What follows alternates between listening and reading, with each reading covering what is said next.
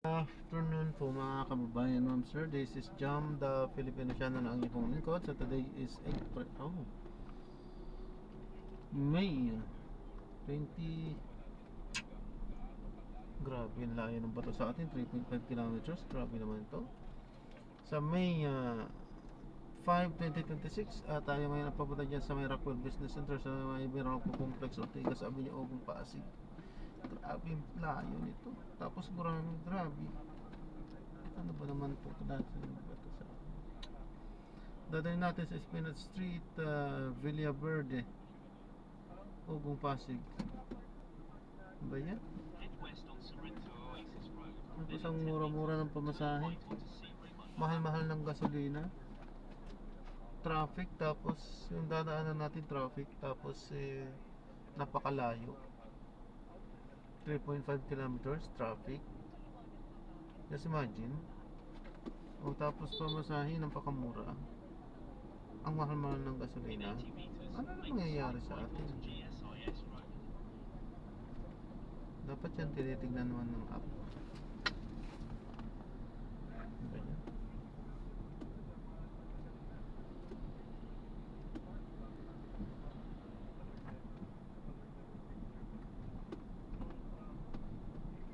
Kakainis.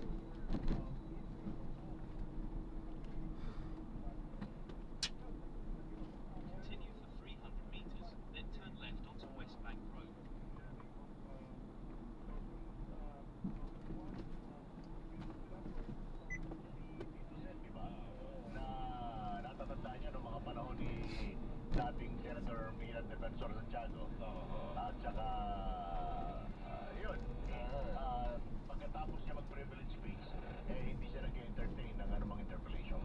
Kaya nga, so, habang nagsasalita pa ito si Senator Marcoleta, ay tila kanya pong pinupuntirya, ay kung bakit nga daw hindi pa naririnig o binibigyan ng pagkakataon na iharap sa investigasyon ng Senado yung ilang matataas na mga opisyal na nasasangkot dito sa flood control corruption. Katulad nga po, ni dating sila Speaker Martin Romualdez, ni dating ako Bicol Party List Representative Zaldico, at may iba pa na malalaking mga pangalan na gusto sana niya naiharap o pinatawag na dito sa pagdinig ng Senate Law Review Committee. Pero sabi naman ni Senator Lacson, naimbitahan din mayroon pa. Pero namang imbitasyon at karapatan daw ng mga mambabatas out of inter-parliamentary courtesy na wag sila at kinikilala doon ng Supreme Court yung ganong klase ng panuntunan. Kasi nga sa Kamara din, iniimbitahan din yung mga senador, no? Pero ini-invoke din nila, hindi din sila umaate. What is good for the goose is good for the gander. Sinay pa nga yung Senator Bato, di ba? Naiimbitahan na hindi rin pinayagan ng dating Senate President si Jesus Cotero. Kaya, di ba parang pag merong ni-raise na issue na bakit ito ayaw niyong gawin, ito balik sa inyo, di ba? Dahil meron din kayong pagkakataon na tumatanggi rin kayo. Bakit kailangan pipilitin mo kumarap yung iba kung meron nga naman tradisyon o principle ang ika nga ni Senator Ping Lacson na inter-parliamentary courtesy. Anong oras natin niyo ko yung wali? 8 minuto na lamang, alas 5 na po ng hapon. Ayaw po time was brought to you by EO Executive Optical. For expert eye care, come to EO Executive Optical. EO Executive Optical. Love your eyes. Ang mga pamilya, pansamantala, dito po muna si Kaka Nenturing. Pero syempre, maiiwan yung ating dalawang matitikas. Sa mga 4 PM, sila naman po ang susunod po yung masusubaybayan. Abangan niyo po yan, mga kapamilya.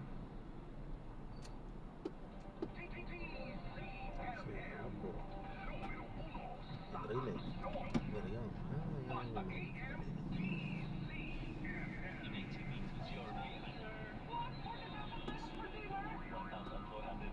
Price check or eyes check for expert eye care, state-of-the-art facilities, affordable eyewear. Go to EO Executive Optical. Your view set. Order more. EO.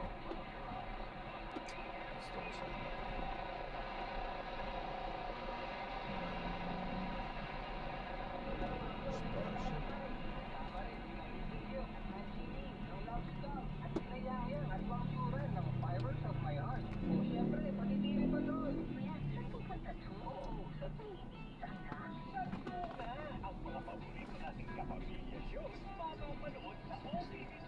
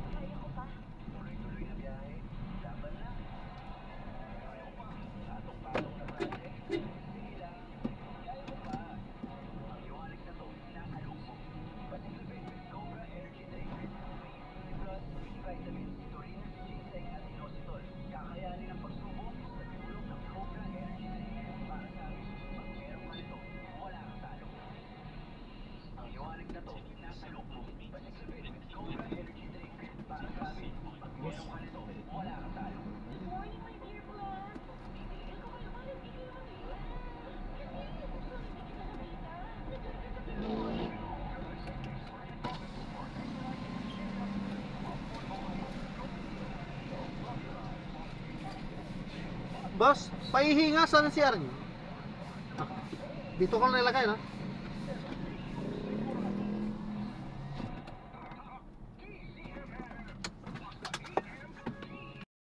Sarap na natin sila. Maraming salamat po sa panonood hanggang sa muli. Nakalimutan ko mag-play. Ingat po at God bless. Paalam po.